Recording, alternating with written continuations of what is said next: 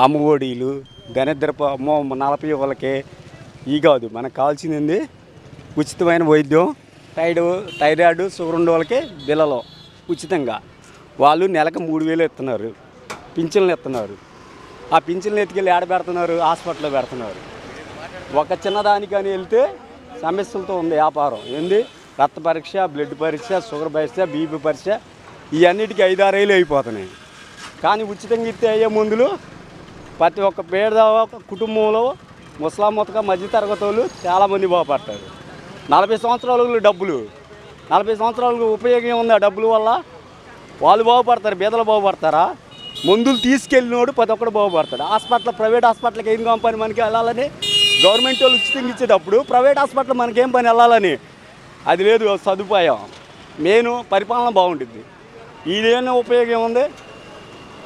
15,000, 20,000, 30,000 వేస్తున్నారు. ఉపయోగం ఉంది? థైరాయిడ్, షుగరు, బీపీ ఈ 3 వసతులు చదువు ముందు మన ముఖ్యం. చదువు కావాల్సిన వాళ్ళు భేదవాడు అనేవాడు బతకడానికి అవకాశం ఏంది? రోగాలు వస్తే ప్రైవేట్ హాస్పిటల్లోకి వెళ్ళి మనం బతుకుతున్నాం. ప్రతి ఒక్క సమస్యతో బాధపడుతున్నాం. ఈ చిన్న వస్తువులు ఇప్పుడు బ్లడ్ పరీక్షలు ఫ్రీగా ఉంటాయి, మామూలు పరీక్షలు ఫ్రీగా ఉంటాయి. మన గవర్నమెంట్ వాళ్ళ వల్ల ఉపయోగం ఉంది. 5 డబ్బులు పరిచి చిన్న పరీక్షలు పెట్టి మనం చాలా డబ్బులు అయిపోతున్నాయి. అందుకని పేదలకి షుగరు, బీపీ, థైరాయిడ్ చిన్న రోగాలు పెద్ద రోగాలు మన గవర్నమెంట్ హాస్పిటల్ అభివృద్ధి అవ్వాలని నా కోరిక.